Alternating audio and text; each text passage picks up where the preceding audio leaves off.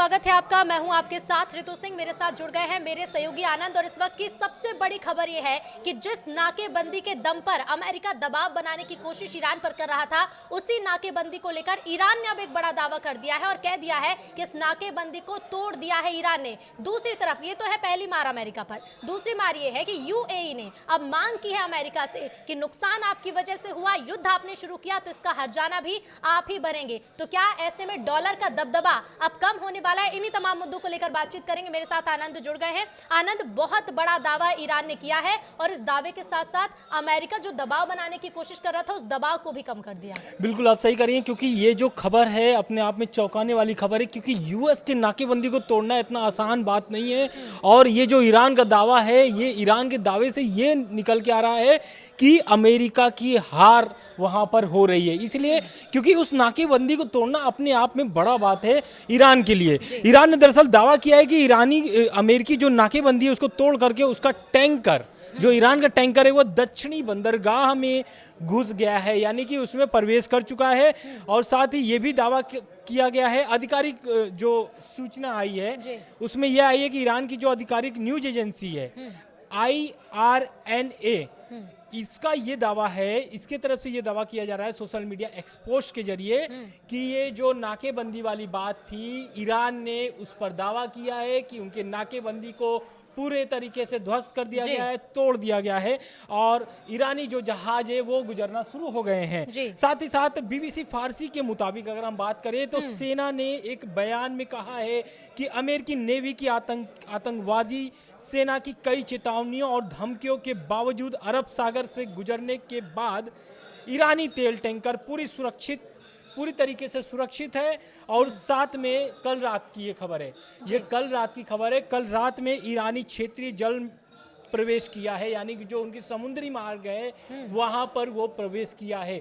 तो जहां पर नाकेबंदी थी अमेरिका का, उसे ईरान ने तोड़ दिया है और ये दावा ईरान की तरफ से किया गया है। बिल्कुल जी बिल्कुल, दावे तो देखिए ईरान ने कर दिए हैं। और जिस तरह से हम इस पे पहले भी बात कर चुके हैं आनंद की, अमेरिका चाहता है कि हम नाकेबंदी तब तक नहीं खोलेंगे जब तक शर्तें नहीं मान ली जाती, जब तक समझौता नहीं हो जाता। ईरान कह रहा था हम बातचीत ही नहीं करेंगे जब तक आप इस नाकेबंदी को नहीं खोलते हैं। लेकिन अब ईरान ने उस शर्त को रखने से कह सकते हैं कि दूर हट गया है कि जो पहले शर्त थी कि आप नाकेबंदी खोलिए, ईरान ने अब सीधे हमला किया। ये सीधे तौर पर उसी तरह का पलटवार है आनंद, जिस तरह का जब ईरान के जो बड़े नेता थे उन्हें मारा गया था तो उसका जवाब ईरान ने अमेरिका को दिया था। क्योंकि देखिए जिस तरीके से तनाव 2 दिन में इतने ज्यादा बढ़ चुके हैं, क्योंकि पहला अटैक जो हुआ है वो अमेरिका ने कब्जा किया है, उनके कार्गो जो जहाज थे उस पर मतलब एक तरीके से कब्जा है अमेरिकी नौसेना का।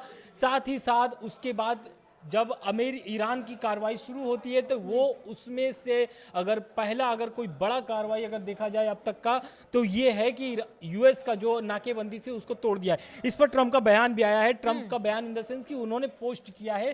पोस्ट में उन्होंने क्या कहा है? पोस्ट में उन्होंने कहा है कि ईरान ने एक बार फिर से सीज फायर तोड़ दिया है, लेकिन पोस्ट में इस घटना का जिक्र नहीं किए हैं। तो इसका यही अंदाजा लगाया जा रहा है कि ये जो ट्वीट पर जो उन्होंने पोस्ट किया है ट्वीट पर, उसका यही मतलब है कि इस घटना से उसको जोड़कर देखा जा रहा है, क्योंकि इस घटने का जिक्र इसमें ट्रंप ने नहीं किया है। तो ट्रंप के बयान से भी ये निकल के सामने आ रहा है कि ईरान ने कहां सीज फायर तोड़ा है। तो क्या ये जो नाकेबंदी तोड़ी गई है अमेरिका की ईरान की तरफ से, तो क्या इससे संबंध में ही ये पोस्ट था? बिल्कुल, क्योंकि अगर कहीं और का ये हमला होता तो निश्चित तौर पर जिस तरह से अमेरिकी राष्ट्रपति डोनाल्ड ट्रंप पहले पोस्ट करते रहे कि इस जगह पर हमला किया गया, यहाँ दूतावासों को निशाना बनाया गया, इस तरह से ईरान ने हमला किया, तो वो जिक्र करते। अगर ये सीज फायर की जो उन्होंने बात कही है, अगर ये नाकेबंदी पर नहीं होता तो हम कह सकते हैं कि उसका जिक्र किया जाता। बिल्कुल जिक्र किया जाता, और जिक्र तो किए नहीं है हालांकि, लेकिन इस पर एक बयान है कि इस क्षेत्र से जुड़ा हुआ जो भी तनाव है, जो भी मामला चल रहा है, इसको लेकर के अमेरिकी सेना की केंद्रीय कमान सेंटकॉम ने एक कल बयान दिया था। उस बयान में उन्होंने क्या कहा था कि ईरान की जो नौसैनिक नाकेबंदी शुरू होने के बाद से अमेरिकी सेना ने 27 जहाजों को ईरानी बंदरगाह से दूर रहने या वापस लौटने को मजबूर कर दिया था। तो इस बयान से आप इसको देखिए कि ईरान ने जिस तरीके से यूएस के नाकेबंदी को तोड़ा है, तो इस बयान से भी ये निकलता है कि 27 जहाज जो है कि वो वापस हो चुके हैं। अमेरिका का ये जो सेना का ये जो बयान है इससे ही निकल के आता है। बिल्कुल बिल्कुल आनंद, और जहां इस्लामाबाद की जो दूसरे दौर की बातचीत वहां पर होने वाली है, इससे लेकर अमेरिकी जो प्रतिनिधिमंडल है उसके शामिल होने की बात कही जा रही है। ये भी कहा जा रहा था कि ट्रंप खुद इसमें वर्चुअल रूप से शामिल हो सकते हैं, लेकिन ईरान की तरफ से शामिल होने को लेकर अभी कोई अपडेट नहीं है। बिल्कुल अभी कोई अपडेट नहीं आया है, बल्कि एक जो ईरान की सरकारी मीडिया है उसने अपने टेलीग्राम पोस्ट में कहा है कि अब तक ईरान से कोई भी प्रतिनिधिमंडल इस्लामाबाद नहीं पहुंचा है। और एक तरफ उधर दावा किया जा रहा है कि इस्लामाबाद में जो बैठक होने वाली थी आज, वो टल के कल हो गई, यानी बैठक कल होने वाली है। तो क्या ईरान के प्रतिनिधिमंडल पहुंचेंगे इस्लामाबाद या फिर वो भी ऑनलाइन जुड़ने वाले हैं? ये भी एक संशय बना हुआ है, क्योंकि अभी इस पर क्लियर नहीं हुआ है मामला। लेकिन हाँ, अमेरिका से जेडी वेंस इस्लामाबाद पहुंच रहे हैं। और ट्रंप की जो आपने बात कहा, तो ट्रंप भी इसमें वर्चुअली शामिल हो सकते हैं। बिल्कुल। कतर को लेकर भी एक बड़ा अपडेट ये है कि कतर ने चेतावनी दी है हॉर्मुज को लेकर। क्या है ये चेतावनी आनंद, और क्या कुछ उसमें कहा गया है? देखिए, स्टेट ऑफ हॉर्मुज को लेकर के सभी जितने भी देश हैं, सभी देशों को एक तरीके से झटका लगा है जब से स्टेट ऑफ हॉर्मुज बंद हुआ है। स्टेट ऑफ हॉर्मुज बंद होने के बाद से फिर यूएस की नाकेबंदी से एक तो ये हो गया है कि ईरान के साथ साथ चीन को भी चीज़ों को झेलना पड़ रहा है। 90% तेल वहाँ से चीन निर्यात करता है ईरान से, लेकिन यूएस के नाकेबंदी के बाद से सारे जहाज जो है कि बंद है। जैसा कि मैंने पहले बताया कि 27 जहाज़ों को वापस भेजा गया है, मजबूर किया गया है वापस भेजने के लिए। तो वहीं कतर की अगर बात करें तो कतर ने एक तरीके से साफ तौर से बोल दिया है कि जो उनके 20% जो कच्चा तेल का जो रास्ता है वो यहीं से गुजरने वाली रास्ता है। तो कहीं ना कहीं कतर को भी भारी नुकसान सहना पड़ रहा है जब से स्टेट ऑफ हॉर्मुज में तनाव बढ़े हैं।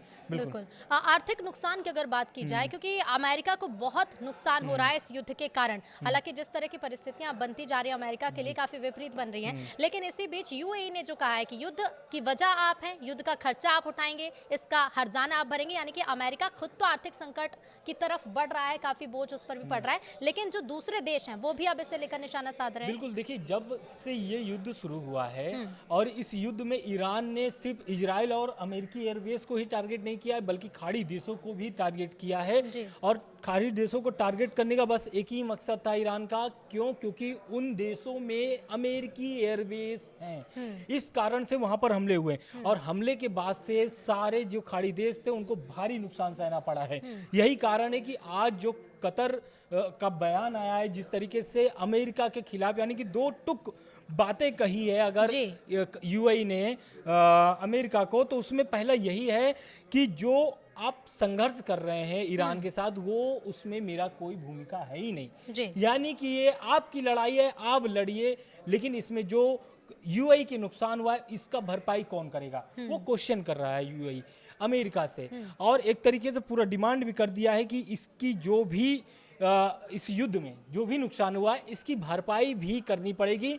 और ये अमेरिका को सीधे सीधे यूएई का बयान, यानी एक तरीके से चेतावनी दी गई है कि आप इस युद्ध में जो भी नुकसान हुआ है उसकी वित्तीय गारंटी अमेरिका को लेना होगा, ताकि नुकसान की भरपाई हो सके। बिल्कुल, एक आंकड़ा है वो अपने दर्शकों को बता देते हैं कि अब तक देखिए अरबों डॉलर की बर्बादी हो चुकी है। रोजाना $1 अरब अमेरिका खर्च कर रहा है। अमेरिका अब तक कितना खर्च कर चुका है ये अपडेट बता देते हैं। 28 फरवरी से अब तक हर दिन 8,000 करोड़ से ज्यादा अमेरिका खर्च कर रहा है। इजराइल 20 दिनों में ही $11.2 बिलियन खर्च कर चुका है। और सऊदी और अन्य खाड़ी देशों के बुनियादी ढांचे को ठीक करने में 60 बिलियन से ज्यादा का खर्च अनुमानित है। बिल्कुल, इसके साथ ही समझिए कि ईरान को भी नुकसान हो रहा है इस युद्ध में। ऐसा नहीं है, क्योंकि जो ट्रंप पोस्ट किए हैं, ट्रंप पोस्ट में खुद ही बता रहे हैं कि ईरान को $500 मिलियन प्रतिदिन का नुकसान हो रहा है। क्यों हो रहा है? उस नाकेबंदी से।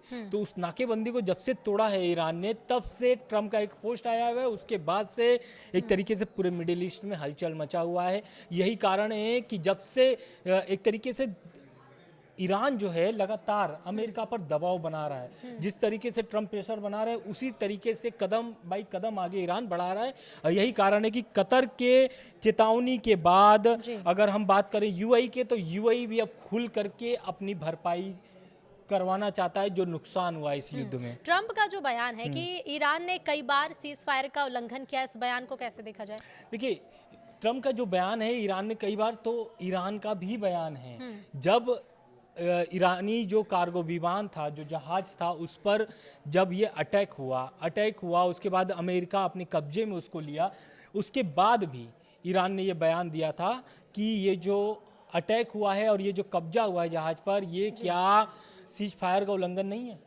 ये क्वेश्चन किया गया है और इस पर चीन का भी बयान है। चीन ने भी बोला है कि जिस तरीके की कार्रवाई की गई है ये सीज फायर का उल्लंघन है। और आपको भी पता है कि जो सीज फायर का डेट है वो कल ही है। कल मतलब इस डेट खत्म हो जाएगा। लेकिन ये जरूर कह सकते हैं आनंद कि ये जो सीज फायर के साथ साथ युद्ध विराम की जो पहली कोशिश की, ये बुरी तरह से नाकाम हुई है। कई बार हमले के आरोप लगाए हैं दोनों देशों ने। बिल्कुल, दोनों देशों पर कई बार आरोप भी लगे हैं और एक तरफ इजराइल भी, ऐसा नहीं है कि इजराइल की तरफ से कुछ नहीं हो रहा है, इजराइल की तरफ से भी हो रहा है और पूरा जड़ ही इजराइल ही है, क्योंकि ये आरोप ईरान का है। ईरान का कहना है कि जब तक अमेरिका नहीं चाहेगा तब तक इजराइल कुछ नहीं कर सकता है। यानी क्या इजराइल के प्रेशर में या फिर अमेरिका के प्रेशर में आकर के इजराइल ये हमला कर रहा है।